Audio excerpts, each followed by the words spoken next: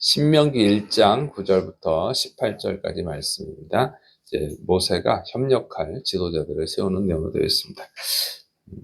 이제 먼저 이제 이스라엘의 인구가 늘어난 것을 기록합니다. 신명기 1장 9절부터 11절. 그때에 내가 너희에게 말하여 이르기를 나는 홀로 너희의 짐을 질 수 없도다. 너희의 하나님 여호와님께서 너희를 번성하게 하셨으므로 너희가 오늘날 하늘의 별같이 많거니와 너희 조상의 하나님 여호와님께서 너희를 현재보다 1000배나 많게 하시며 너희에게 허락하신 것과 같이 너희에게 복 주시기를 원하노라.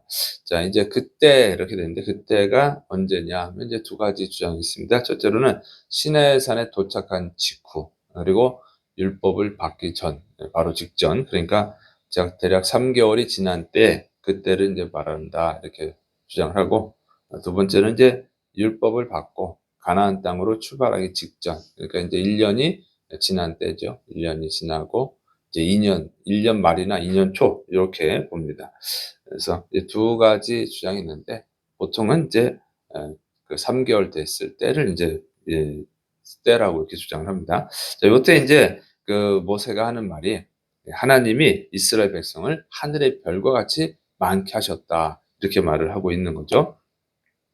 자, 이것은 이제 그 좀 그 과장법이에요. 그래서 2년 원래 이제 이스라엘이 애굽에 처음 내려갈 때는 70명이죠. 70명이었었는데 지금은 이제 싸울 수 있는 용사가 60만 명이나 되죠. 엄청나게 늘어났죠. 그래서 430년, 뭐 보통 400년이라고 하는데 어쨌든 400년 또는 430년, 430년, 정확히는 430년이 지난 때에 정말 인구가 엄청 늘어난 거예요. 그래서 하나님이 아브라함에게 약속하신 거가 그대로 됐죠. 그래서 400년 후에 이제 돌아올 것이다 그랬는데, 이렇게 하나님의 약속대로 정말 이제 한 가족이었는데 이제 큰 민족이 됐습니다. 민족을. 그래서 하나님의 약속이 이루어진 것을 알 수가 있어요.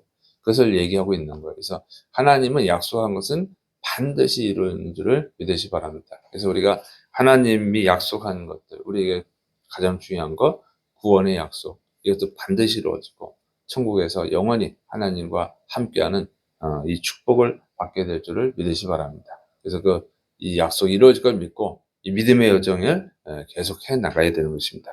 두 번째는 이제 그 모세를 도울 지도자들을 세우는 그 조직을 세우는 얘기입니다. 신명기 1장 12절부터 15절. 그런즉 나 홀로 어찌 능히 너희의 괴로운 일과 너희의 힘겨운 일과 너희의 다툰 일을 담당할 수 있으랴. 너희의 각 지파에서 지혜와 지식이 있는 인정받는 자들을 택하라. 내가 그들을 세워 너희 수령을 삼으리라 한즉 너희가 내게 대답하여 이르기를 당신의 말씀대로 하는 것이 좋다 하기에 내가 너희 지파의 수령으로 지혜가 있고 인정받는 자들을 취하여 너희의 수령을 삼되 곧 각 지파를 따라 천부장과 백부장과 50부장과 10부장과 조장을 삼고.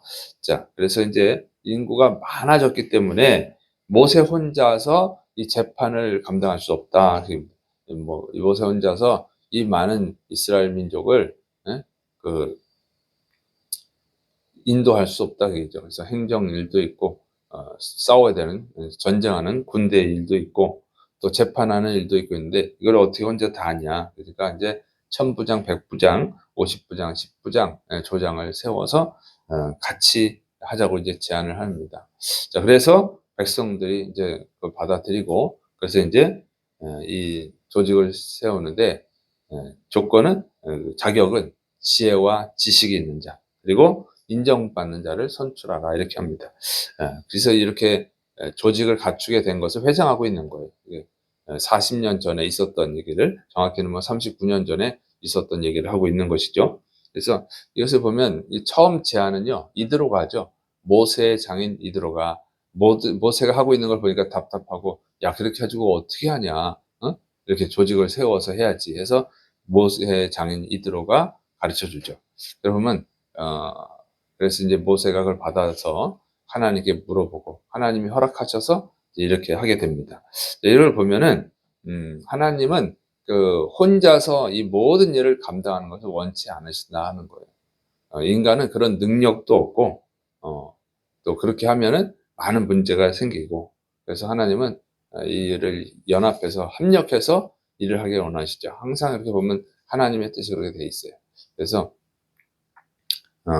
이 하나님의 일은 서로 연합해서 해야 되는 것이지 혼자서 다 하고 그러는 것은 좋지 않다는 거예요. 그래서 이것이 이런 이제 천부장, 백부장, 50부장 이 제도가 교회에 지금 들어와 있는 게 구역장 제도죠. 구역장.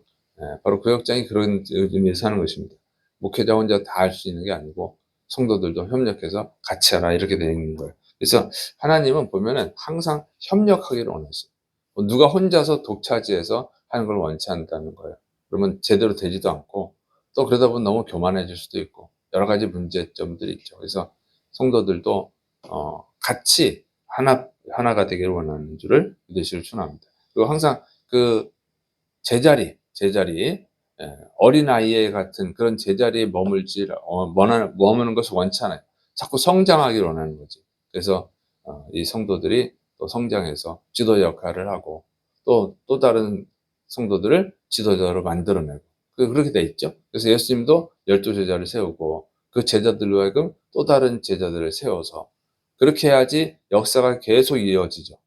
어떤 지도자가 하다가 끝 하고 죽으면은 그 연결이 안 되잖아요. 그러면 안 되니까 항상 성장해 가야 되는 거죠. 그래서 우리는 하나님의 일을 하는 데 있어서 이렇게 협력하고 구경꾼이 되면 안 되고 손님이 되면 안 되고 서로 협력을 해서 주인의식을 가지고 이 하나님의 일들을 감당해야 될 줄을 믿으시 기 바랍니다.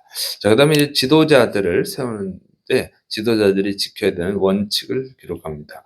신명기 1장 16절부터 18절 내가 그때에 너희의 재판장들에게 명하여 이르기를 너희가 너희의 형제 중에서 송사를 들을 때에 쌍방간에 공정히 판결할 것이며 그들 중에 있는 타국인에게도 그리할 것이라.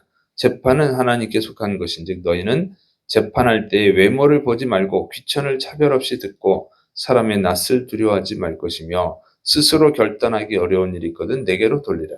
내가 들으리라 하였고 내가 너희의 행할 모든 일을 그때에 너희에게 다 명령하였느니라. 그래서 이제 이 지도자들의 이제 일을 하는 데 있어서 원칙이 있는데 첫째는 공정해야 된다는 거죠. 공정한 재판. 뇌물을 받거나 또 아는 사람이라고 편들어 주거나 또 외국인이라고 차별하거나 그렇게 하지 말라는 거예요. 항상 하나님은 공정하게 원하십니다. 그래서 하나님이 공정하게 원하시는 이유 중에 하나는요. 모든 사람이 하나님의 백성이죠. 모두가 하나님의 자녀잖아요.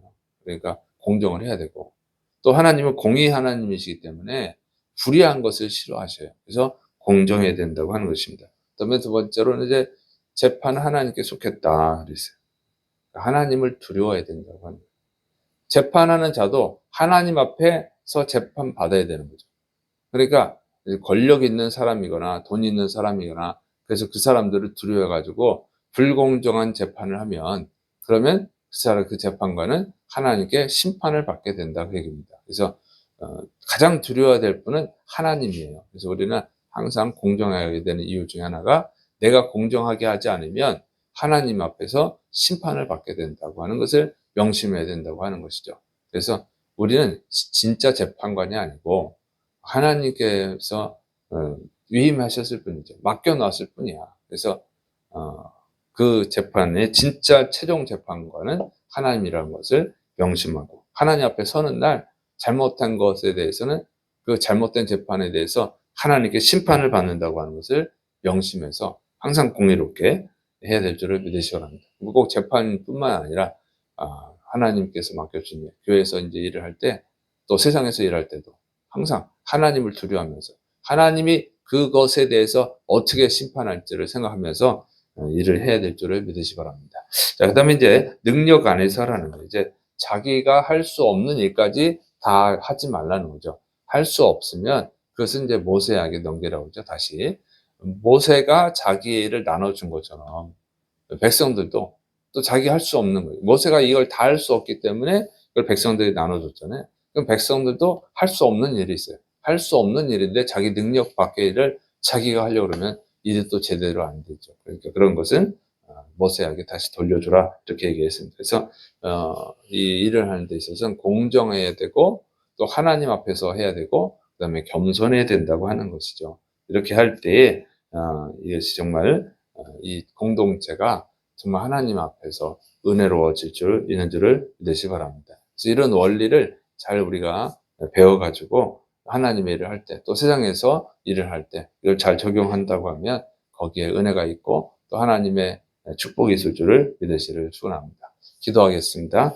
사랑이 많으신 하나님 아버지, 우리가 항상 하나님 앞에 서야 될 것을 명심하고 하나님 맡겨주신 일들, 교회에서 일들, 세상에서 일들을 하나님 앞에서 바르게 할 수 있도록 도와주시옵소서.